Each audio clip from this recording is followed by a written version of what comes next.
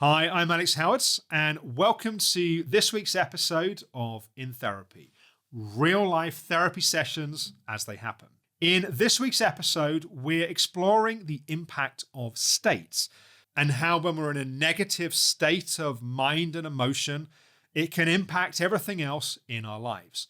Stay tuned till the end of this week's episode, where I'll share my top tip for how to break out of negative states.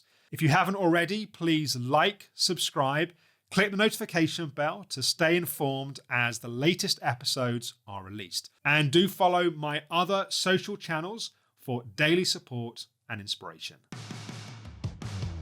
In this week's episode, we catch up with Katie, who approached In Therapy after deciding to end her marriage and her children left home, leaving her feeling lacking in purpose.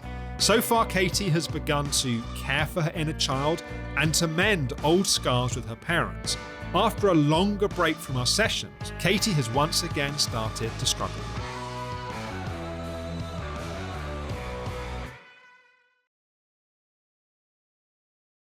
Hi, Katie. Good to see you. It's been longer than we would have liked since between now and last time. And yeah, I know that you've been feeling a bit shut down. Should we just start there in terms of, how you've been doing and how you've been feeling? So I can't actually remember when the last time we did speak was. Last time we spoke, you were reading to me the letter you'd written to your parents, and you'd had a letter back, and there was sort of the process. It was a while ago. Yeah. Was it January or February? No, it was February. February, yeah. It was sort of mid-February time. I think, I just sort of started to open up, to feel confident enough to kind of explore going back into those relationships. And what I've found is that my feelings were very much on the surface with everything. I felt that I was allowing myself to be a bit more vulnerable because I felt a bit stronger inside and to deal with it. I think not having that kind of regular sort of check-in and to be honest, I'd stopped doing the work as well, because that's how I react to these things. I stopped doing the kind of meditation and the exercising, and my eating has just gone a bit crazy. And it's because I have been having some therapy sessions with my husband as well, which has been interesting. But I just interesting is always a complicated word. I know. You say a bit more about how it's been really good. It's been really good on one hand. Okay. It's been, we're in a situation now where we're still apart, but we're on pretty good terms. And, the door isn't completely closed as it was on us trying to resolve things. It's not completely open either, from my point of view. And it's a very kind of slow process to try and there are still some real sticking points, that I don't know how we're going to get over. But how do you feel about the fact that there's an opening where it was closed before? Well, I think that's why I'm so low, because I'm just so confused. I've been so used to in my life just knowing, being on this kind of, and it's not good because I've been so driven. I know where I'm going. I know where I'm aiming, and I'll do what I have to do to get there. Yes. And now I don't know where I'm going. I don't know where I'm aiming for. And I think one of the things that you do is you feel a sense of safety by the illusion of control. So when you feel like you're in control of things, even when it's often an illusion, but when you have that sense of, right, this is where I am, this is where I'm going, this is the path that I'm going to take to get there, there's something that's quite comforting about that sense of safety. Yeah. And the problem is when we approach life in that way, we're not necessarily going in the right direction. So we can have this sense of control and this sense of sort of empowerment, but actually we may be forcing our life down the path, which is actually not, because often the path we're choosing is the one that's chosen from our history of our issues that are often unresolved. So where you are now, in a place of less certainty, less control, more of a sense of perhaps feeling a bit shaky and quite vulnerable, I would say is a step forward, but it probably doesn't feel like that to you right now. No, I was kind of pleased with the uncertainty when I felt safe. but I think I just don't feel safe now. I just think I've gone into that kind of way of thinking that nothing ever works out for me. I mean, just even small things like I had the AstraZeneca vaccine, and then obviously all this stuff has come up about the AstraZeneca, the blood clots. And then the big thing that's happened this week, which I ought to mention, is that I went for a role at my current job, which I didn't get, and I realised that I'd kind of reached the end of the road there. I wasn't kind of making much progress, and I was thinking about looking as lockdown lifts, looking for something else. Anyway, this opportunity presented itself to me, and they approached me and said that they had this job they thought I'd be quite suited to, and that they'd shortlisted me for it. Anyway, I interviewed and I got the job. And congratulations! Wow. Oh yeah, but I accepted the job. On the same day I accepted the job, I got an email saying that one of the campaigns that I ran last year had been nominated for an award. Wow! And I know, but I phoned my husband, and he said, "That's amazing! That's amazing!" And I couldn't have been. I was so low. I was crying, and I couldn't understand why I was so. I was just like, and it was all because my head went, and I just thought, well, I think it's a what's sign my of motivation? Why am I doing this? I'm it's all about seeking validation to prove to the world that I'm good enough to, and actually it's a big load of shit, because I'm not. I'm really none of those things. And it's a sign of the state that your system was already in, right? So you're already in a state of a kind of depressive perspective and a state of feeling fed up and frustrated. And then in that state, someone can say you won the lottery, and we say, have I got to go and collect the money? Yeah. It's like they're just, the state we're in has such an effect on everything else that our wildest dreams can come true and we don't feel anything because we feel numb. And so we need to take a step back and understand, why were you in that state in the first place? And that tracks back a little bit to, we had a longer gap than we would have liked to have had between our sessions. There's also, it sounds like there was some overwhelm. What also can happen, I think, as well, is you've done some really great work about opening up. But often what happens is we open up and there's a point where it actually feels incredibly vulnerable. And I think that's part of where you were last time. Yeah. There's a sort of inevitable ebbing and flowing where we open up, and then almost as a way of protecting ourselves, we close back down again. We don't often close back as far as we have historically. And that opening up isn't lost. And it doesn't mean that we can't then open up again, perhaps a bit more easily because we've gone into that new territory. But it's not uncommon to have a contraction after that expansion. So if we track back to sort of around last time we spoke, and you were in a really good place, and you were on the path, you were sort of feeling a sense of, it wasn't easy, but you were feeling a sense of sort of commitment and progress. And there was still some some big bumps along the way, but there was a holding that you had in place. How did that fall away? Can we kind of break that down a little bit? I get stagnant, I get this kind of feeling. This is a really familiar feeling where, and I've got this at the moment, I've had it for weeks. I wake up in the morning and I think, not again. That's how I feel. I just think, what's the point? What's the point of all this? I'm just really bored. I've got no purpose. I feel irritable and angry. I feel hard done by. What's the point? And then I don't know, I've got no energy, I've got no motivation, I'm sitting in work doing the bare minimum. But I think that, because that isn't how you were feeling last time we spoke, right? So for me, that is a few steps beyond something else that happens. And I think that something else that happens is something along the lines of, I can't do this, or it's not working, or I can't be bothered, or what's the point? And it's that sort of, if you remember, we talked about getting to jail free cards. Yeah. It's sort of that there's some sort of kind of fuck it pattern that comes in, like, sort of self-sabotage pattern, like, I just can't be, I just what's the point? I can't be bothered. And then that's the sort of jettisoning of all the things that you've been doing, which actually have been the foundations and the support, the progress. And that stuff, it's quite hard work. So when your motivation starts to erode, that's when that sort of whole thing starts to disintegrate. Yeah. I just think I've got this kind of idea that I can never sustain anything. I start things and then, you know, and I think actually what's happening in my head now when I'm talking to you is that I know that this kind of re-establishing these relationships with my family of origin are definitely triggers. Yes.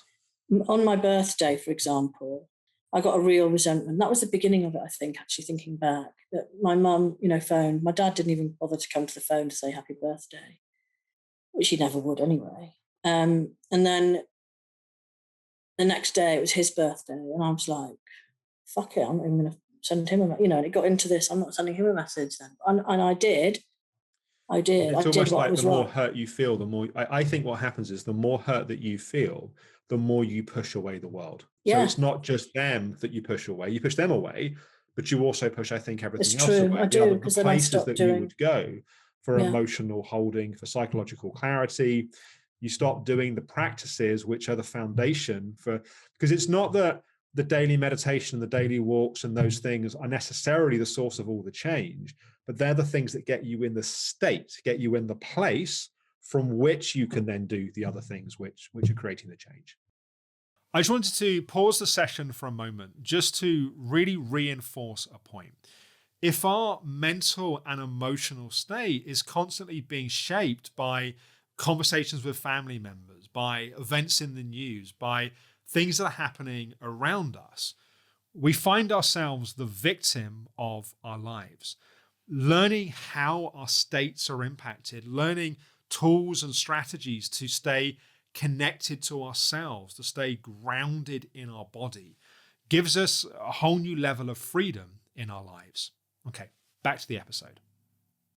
If you can, over the coming few weeks, proactively get yourself back into a different place, that's not just about you getting back on track in the next few weeks. That's about showing yourself that you are ultimately not at the mercy of this, that actually yeah, you have a capacity to do something to change it.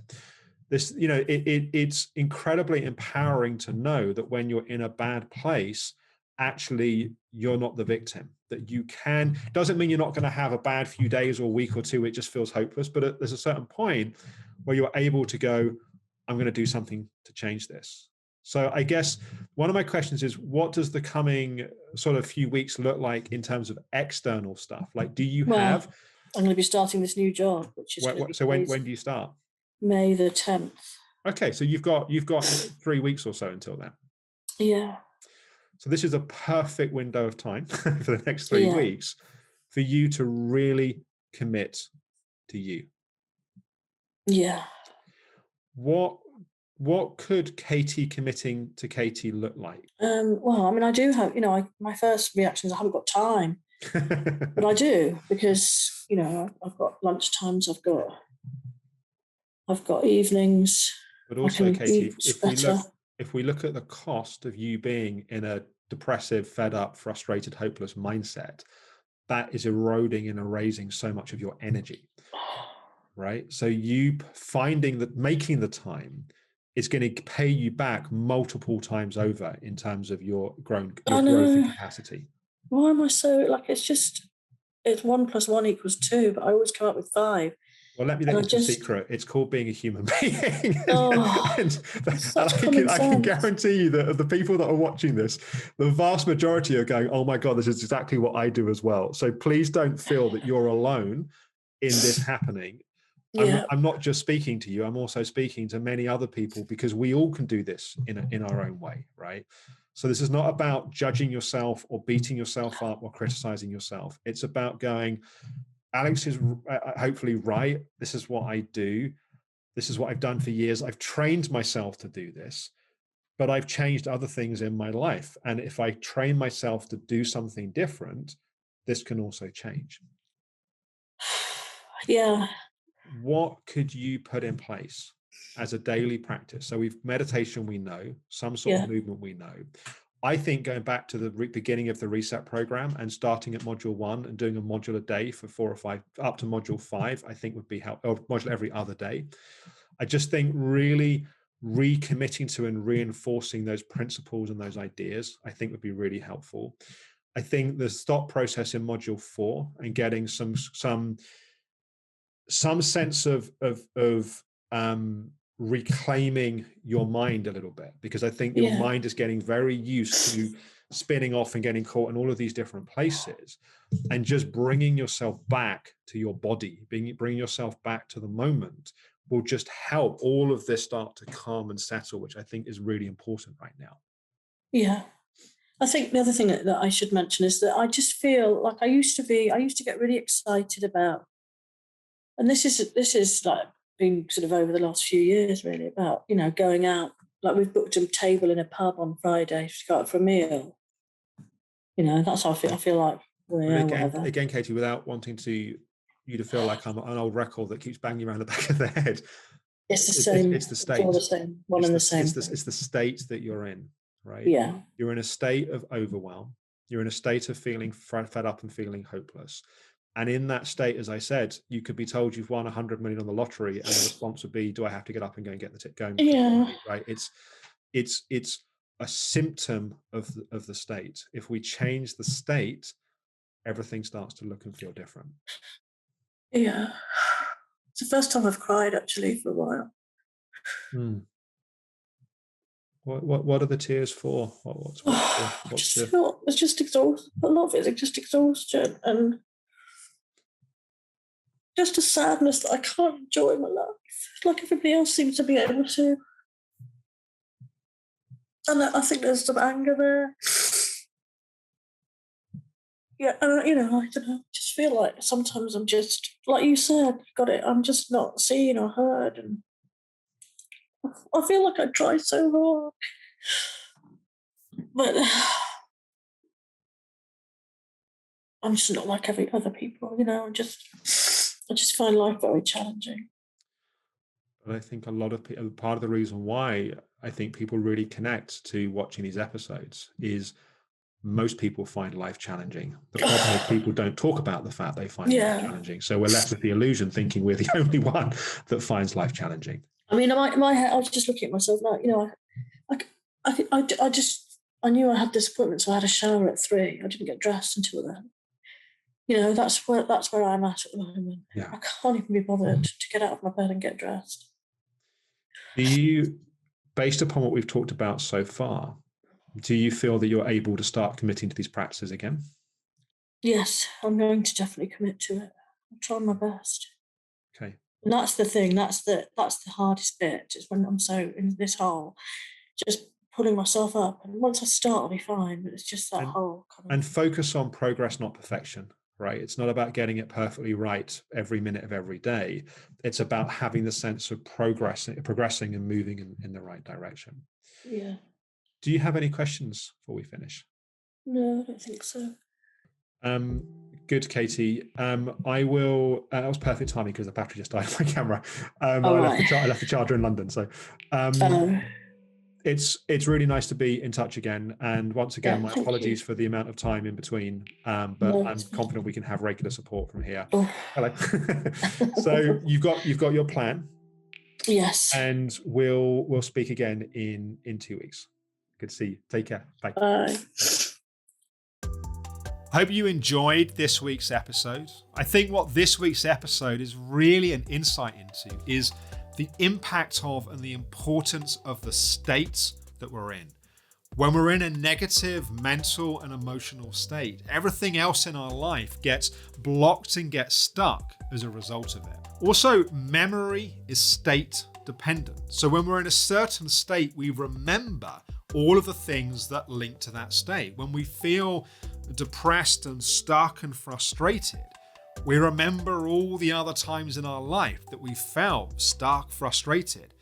When we feel positive, when we feel inspired, we remember all the things in our life that we feel positive and inspired by. So learning to change our states, having tools and strategies to break the states that we're in is so important in being able to create lasting change in our lives. So here's my top tip for being able to break your state. States are the result of a number of ingredients. The ingredients of the focus of our mind, the questions we're asking ourselves, how we're breathing, our posture, how we're moving our body. If we change any of those ingredients, it changes our state. The quickest way to change the state you're in is to move your body. When we feel depressed or hopeless or frustrated, the thing we probably least feel like doing is exercise or moving, but it's often the most potent way of breaking and changing our state. If you have physical limitations, even having a hot bath or doing some gentle yoga, anything that moves your body will help break and change your state. So I'd be curious to hear how that works for you. Feel free to share your experiences, your questions in the comments below. I'll also answer your questions in Talking Therapy, the companion podcast that goes alongside In Therapy. Next week, we're going to be catching up with David. David has had a health scare and had a challenging time, found himself in a quite dark, difficult place, but has been using the tools to get himself out. Here's a taste of what's coming up next week. Had a bit of a wobble. Been having some problems, some medical problems. I saw your video that you sent after the weekend. It sounds like things have been tough. It just strikes me that you went through a really dark place for a few days, but it was a few days as opposed to building into something more sort of ongoing. Yes and yes.